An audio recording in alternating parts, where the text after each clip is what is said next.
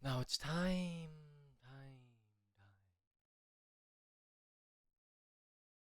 To lock in for another episode of Katawa Shoujo.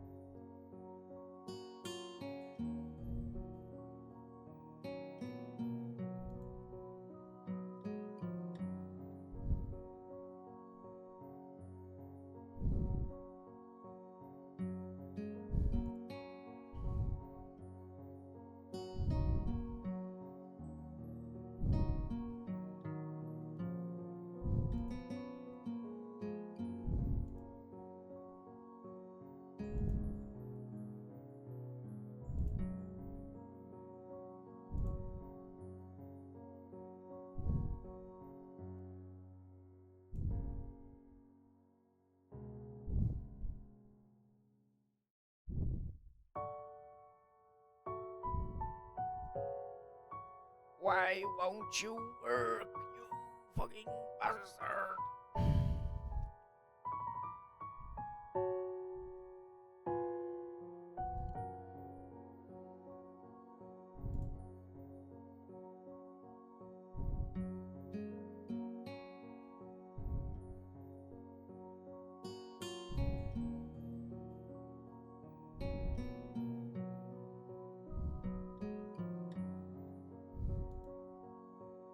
Huh?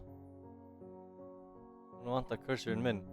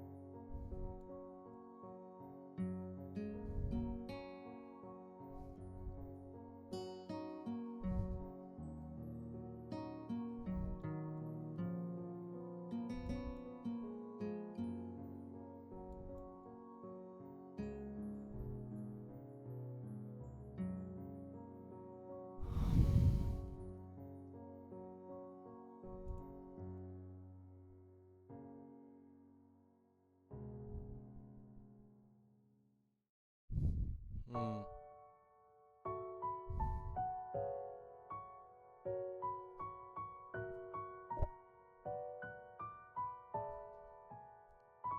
Let me see.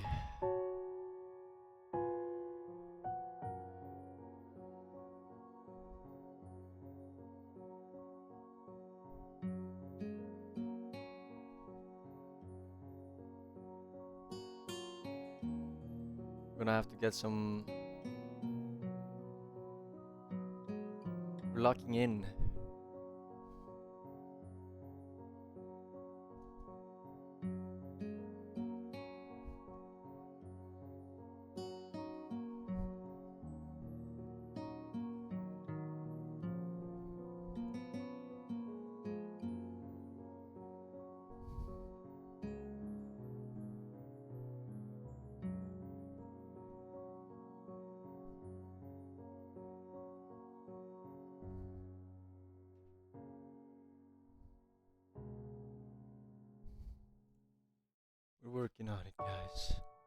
We're working on it.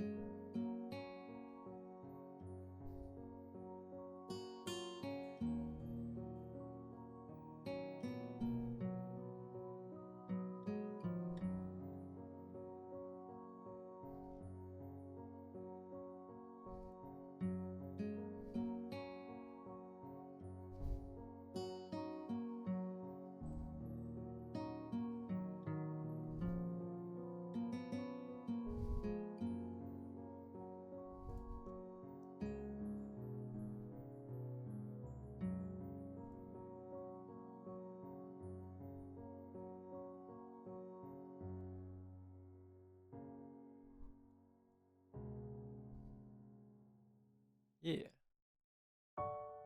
kind of like this. It's kinda good. It's kinda good.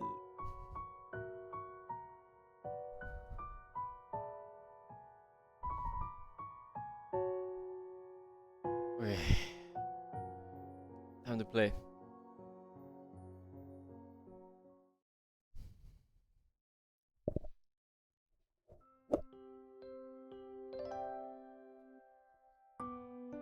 A light breeze causes the naked branches overhead to rattle like wooden wind chimes.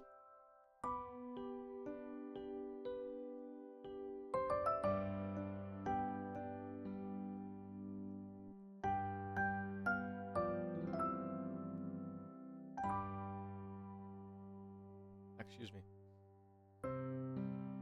This is a popular retreat for couples in the summer. The deciduous trees provide a beautiful green canopy far out of sight of teachers and fellow students. But now, in late winter, it feels like I'm standing under a pile of kindling. I breathe into my cupped hands and rub them together furiously to prevent them from numbing in this cold. Just how long am I expected to wait out here, anyway? Sure, the note said 4 p.m. Ah, yes, the note slipped between the pages of my math book while I wasn't looking. As far as cliches go, I'm more of a fan of the letter in the locker, but at least this way shows a bit of initiative. As I ponder the meaning of the note, the snowfall gradually thickens. The snowflakes silently fall from the white painted sky. They are the only sign of time passing in this stagnant world. Their slow descent upon the frozen forest makes it seem like time has slowed to a crawl. The rustling of dry snow underfoot startles me, interrupting the quiet mood. Someone is approaching me from behind. Isao? You came? A hesitating, barely audible question. However, I recognize the owner of that dainty voice instantly. I feel my heart skip a beat. Tudum. It's a voice I've listened to hundreds of times, but never as more than an eavesdropper to a conversation. I turn to face this voice, the voice of my dreams, and my heart begins to race.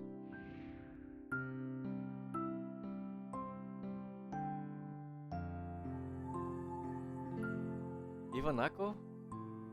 I got a note telling me to wait here. It was yours? Damn it, I spent all afternoon trying to come up with a good line and that was the result. Pathetic. Yes. I asked a friend to give you that note. I'm so glad you got it. A shy, joyous smile that makes me so tense I couldn't move a single muscle, even if I tried.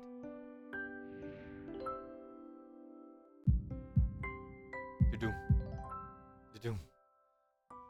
My heart is pounding now, as if it were trying to burst out from my chest and claim this girl for itself.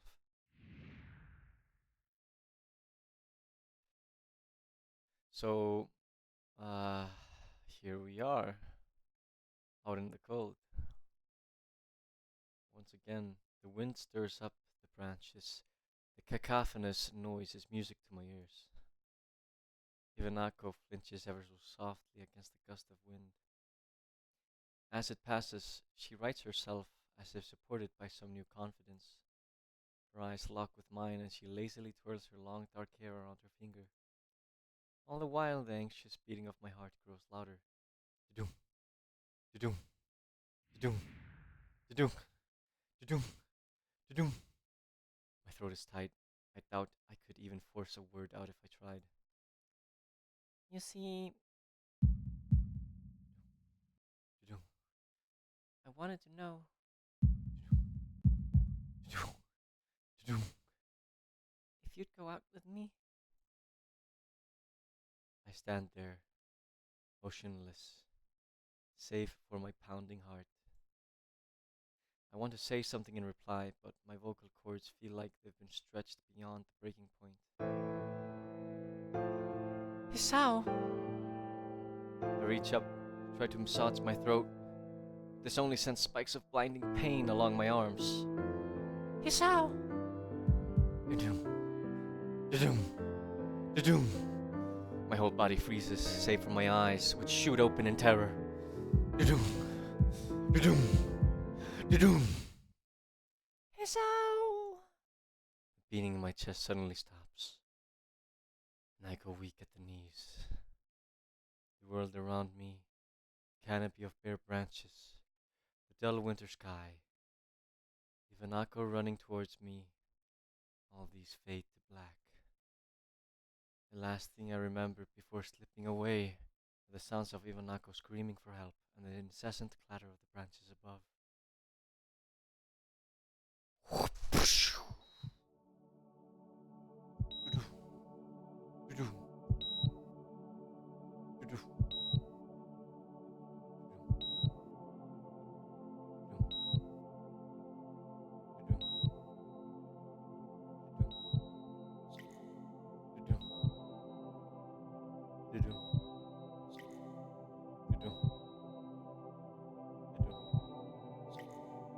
I'm alive.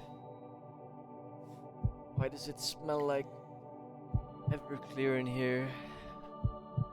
Where am I? Why are there needles everywhere?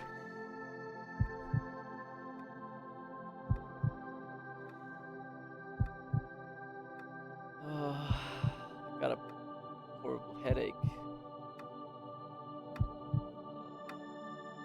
It's so bright. Is this heaven? Did I die?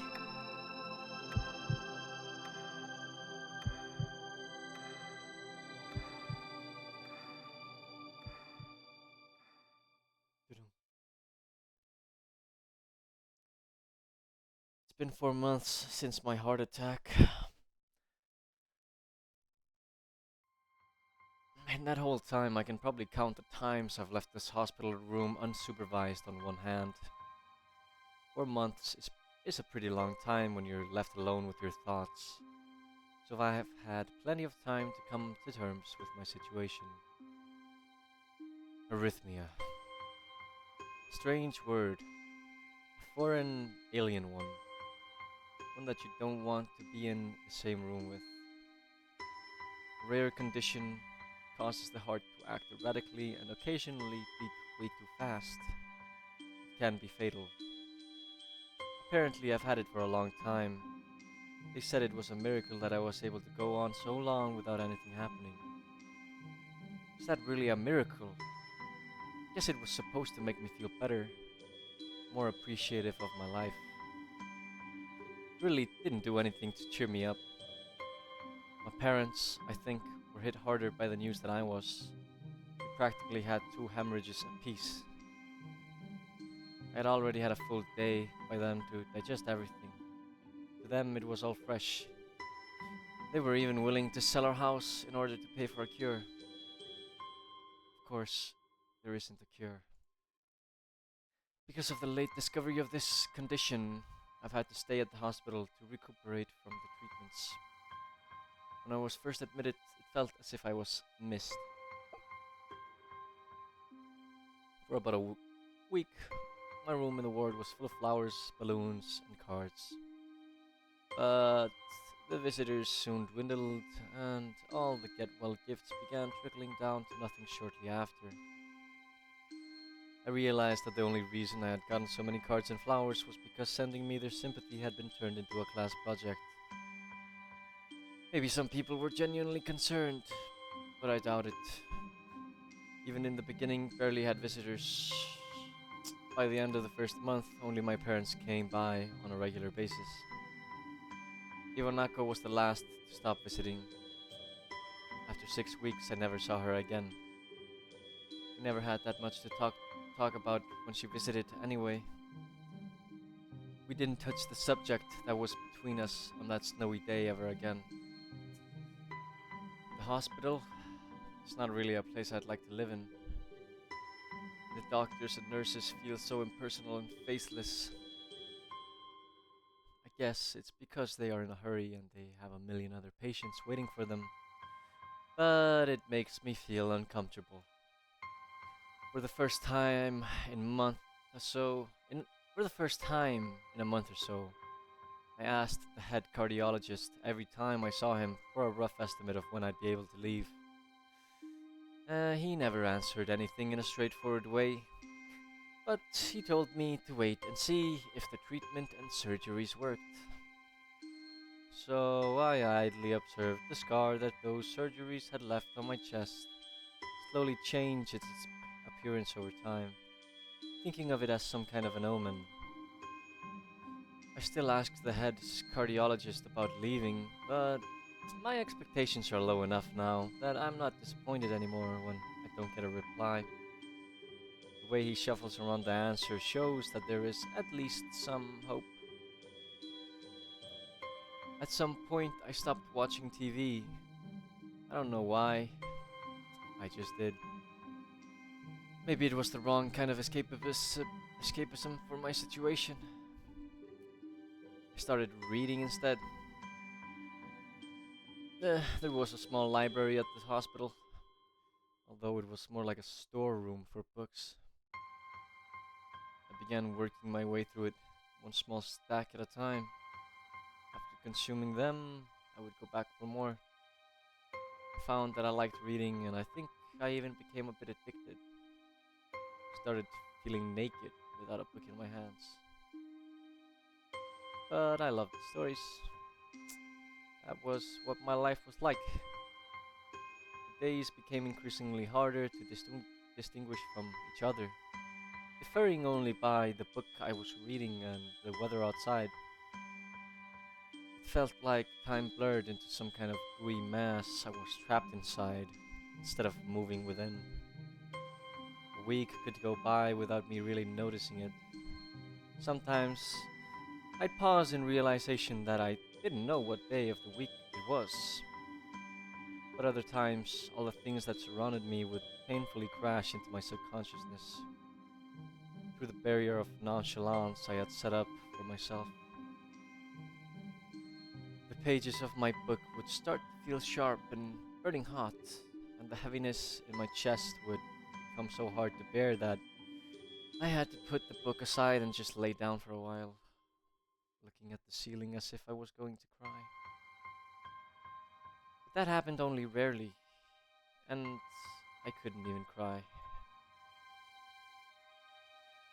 Today, the doctor comes in and gives me a smile. He seems excited, but not very. It's like he is trying to make an effort to be happy on my behalf.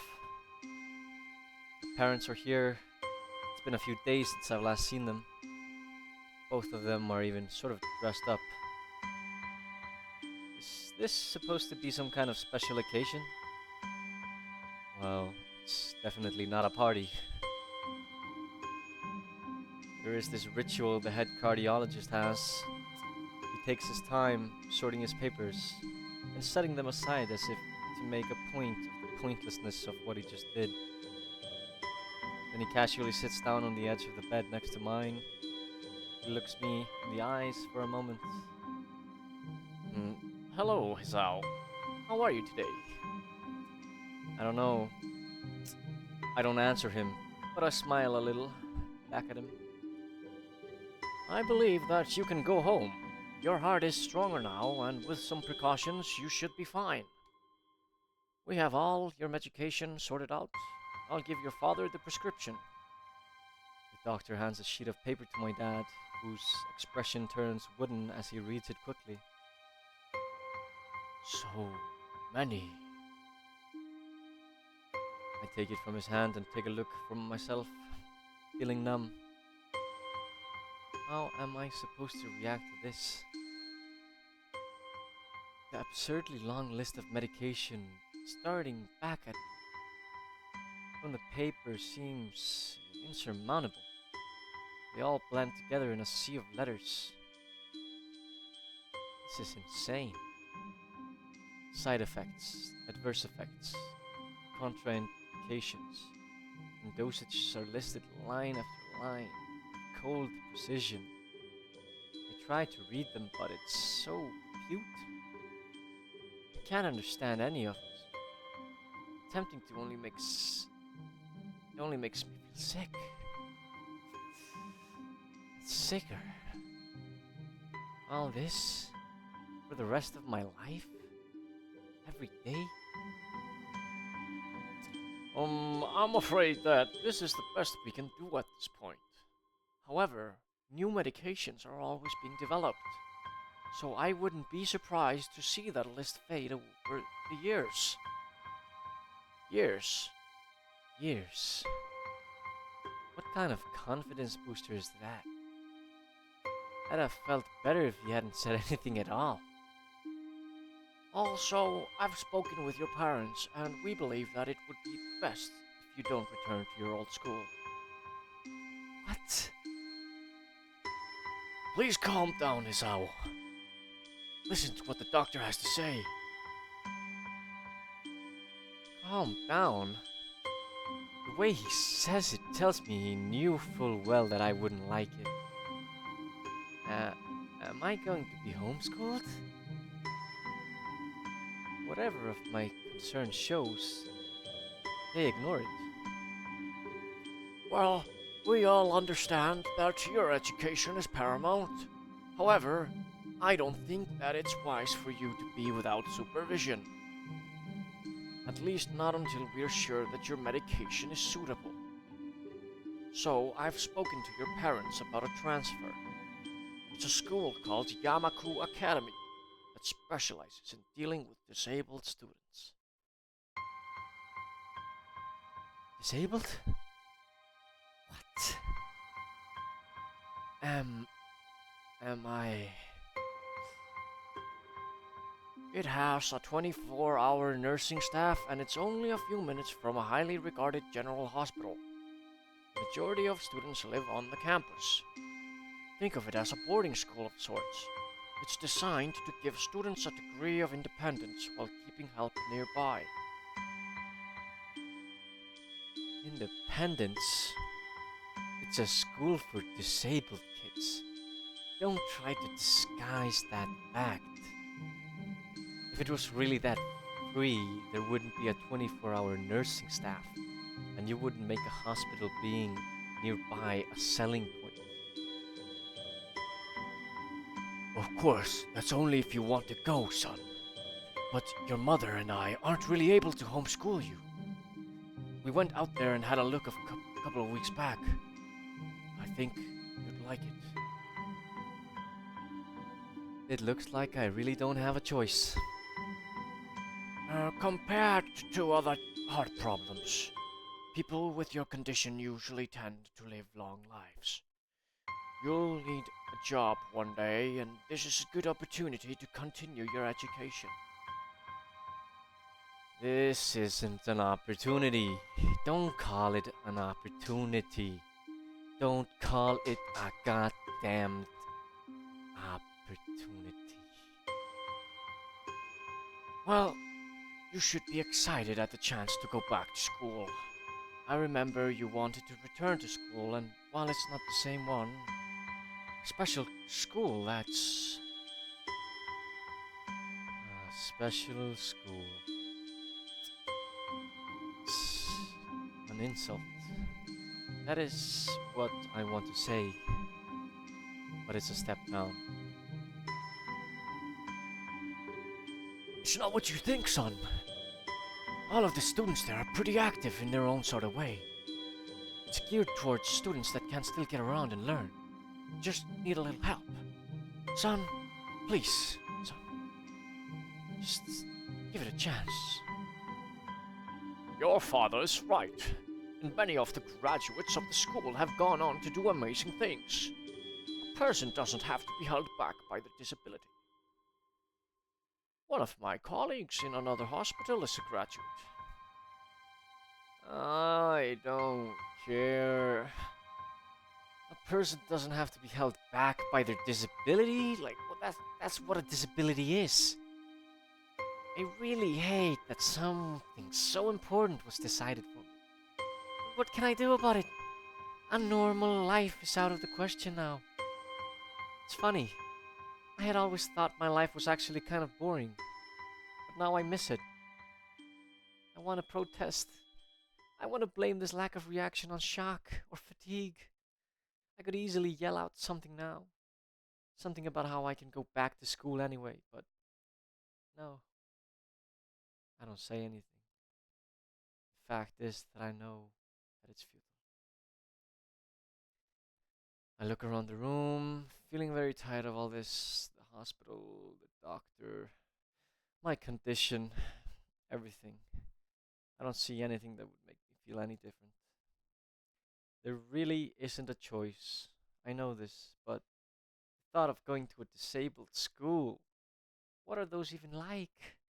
As much as I try to put a positive spin on this, it's very difficult. But, let me try. Let me try, A clean slate isn't a bad thing, right? That is all I can think of to get me through this. At least I still have something, even if it's a special school. It's something. It's a fresh start, and my life isn't over. It would be a mistake to just resign myself to thinking that. At the very least, I'll try to see what my new life will look like.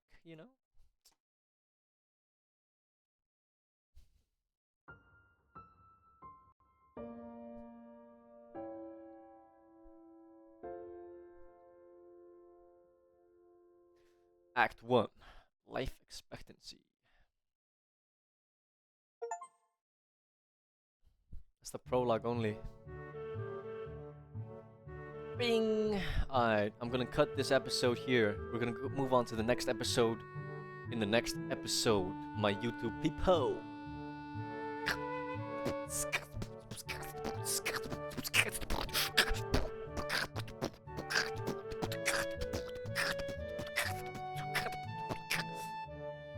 how we roll.